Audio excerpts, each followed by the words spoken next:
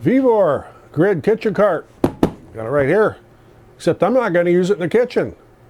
But I'm going to put it together and we'll show you all the steps on it, and I'll show you a couple of the things I'm planning on using this for coming up.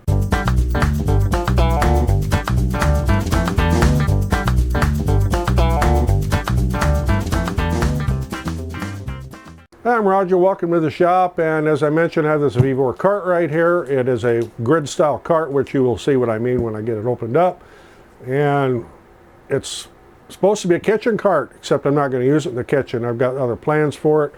I can use it in here in the shop, over on the other side when we're shipping. That's my primary use is going to be for this, is to put trays of plug flats on these as we get ready to ship them. So that's my main use for this, but it could also be used for other things in the off season. I could take it up into the loft, use it for holding some of my craft equipment up there, or I could even take this out and roll it around in the greenhouses because it's narrow enough it'll fit down the aisles.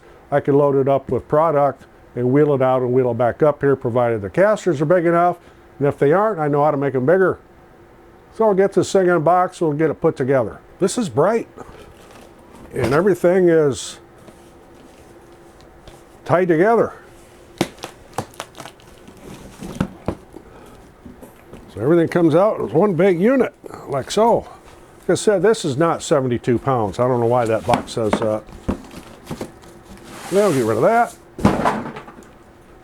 And I got a whole bunch of zip ties to cut off.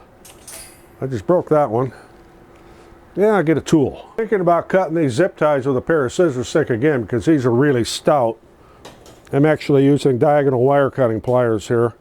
Hey, assembling this will be pretty straightforward. I get all the plastic off of everything and everything unwrapped. A little boo-boo on the way, but that was my own fault. So the first step is to screw the casters onto the legs. These are pretty good sized casters. 2 of them have brakes, 2 of them do not. So you have to pick which end or side you want to have your brakes on. I prefer to have them on the end. Some people like to have them on the side. This also comes with a little wrench here. You can get your legs snugged up, and I'll probably use something more stout than that when I get everything assembled. So I'll get those screwed on there first. Yeah, you'll notice on all 4 corners of the drawers, you'll have these little plastic guys right here. Those are just for packing. Those don't stay on there. It was just to keep it all together while it was in shipment. So you'll start with the bottom basket here, like so.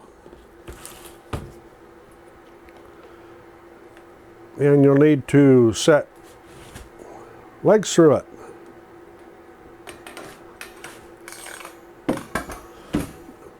Now you got these plastic pieces here, and they have an arrow on them marked top.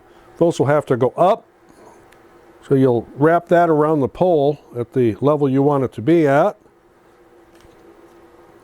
Making sure both sides say top. Then that will just slide into the basket. And I'm not going to make that super tight yet. I'll show you a little trick here when I get all these set. So I'm going to have the brake and over here, so I'll put both legs with the brake or at this end.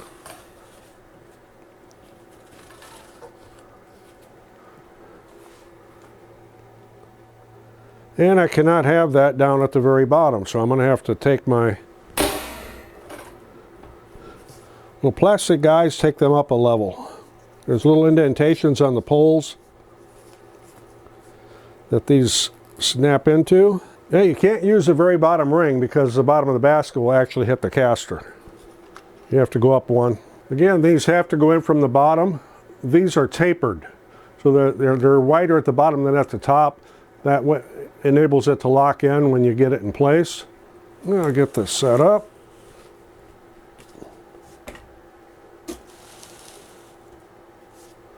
And I'll get my regulation rubber mallet. This will enable you to set the edges tight. Get everything at the same level.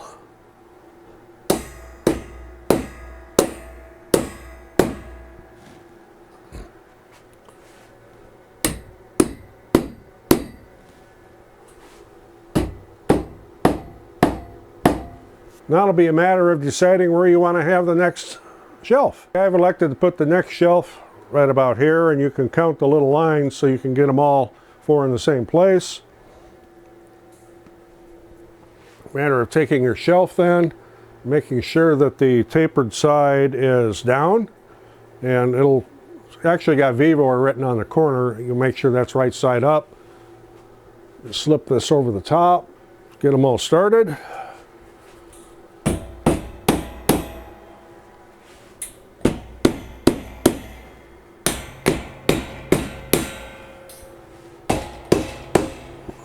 Next will be your handle. You got to decide where you want your handle at. And I'm going to put mine on the end with the brakes. So I'm going to go, about here. I had to raise the camera up, you get to see the ceiling in here. Okay, here again with your handle. One end of this is bigger than the other, is tapered.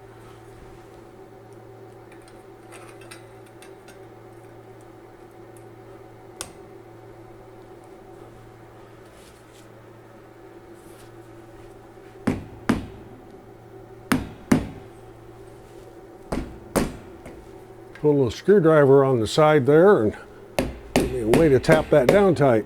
Okay, I'm going to put my last shelf here right up at the top.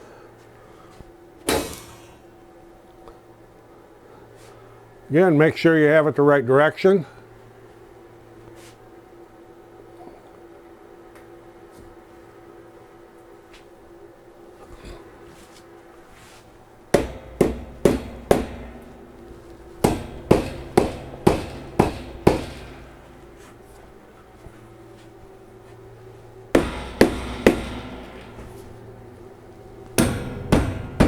There we have it. And once it's assembled, it'll be a little bit easier to go around here with this little wrench and tighten up your caster nuts. There is one little extra set of clips if you should happen to, at least there was in this set. And there are a bag of hooks here. If you were to use this in your kitchen, you wanted to hang pots and pans or utensils or something on it, these hooks would be ideal. Well, I'm going to show you what I'm going to use it for. In the spring, when we get really busy with our greenhouses, and we have 4 of them, and we grow a lot of potted plants of this size and larger. And sometimes they come in trays, such as this is an 18 count tray, and I can load trays on here, whether it be this way or this way, and I don't have to worry about them coming off the sides. Or if I have a lot of individual pots, I'll probably use this bottom thing here, because I don't have to worry about them falling off when I'm going up and down the greenhouse aisles, or when we're wheeling them in here to ship. And what I'm probably going to do is get another one of these, because we do have nursery carts, and you may have seen some of them in our other videos. I tend to use them for work tables quite a bit. However, they're too wide to go down the aisles in the greenhouse. This will be ideal. So somebody that has a greenhouse at home is probably thinking, how are you going to work these little narrow tires on a dirt floor? The floors are not dirt. Well, they are, but on top of that dirt is 60 mil EPDM rubber on the aisleways. And this will roll very easily up and down those aisles, so not concerned about that. And of course, up here on the front of the shop, that's all concrete, so this will roll around just fine.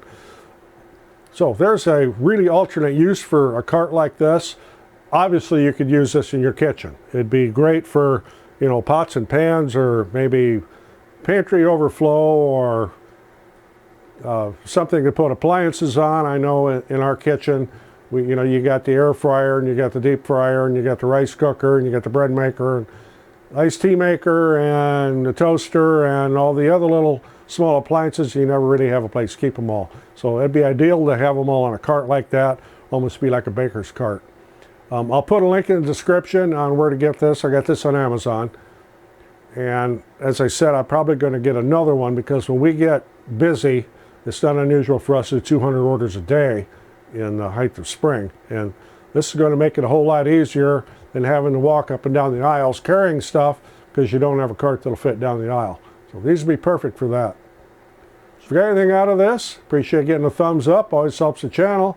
And hopefully you got to see how to assemble one of these if you're getting one. Thanks for watching. I'm Roger in the shop. See you in the next one.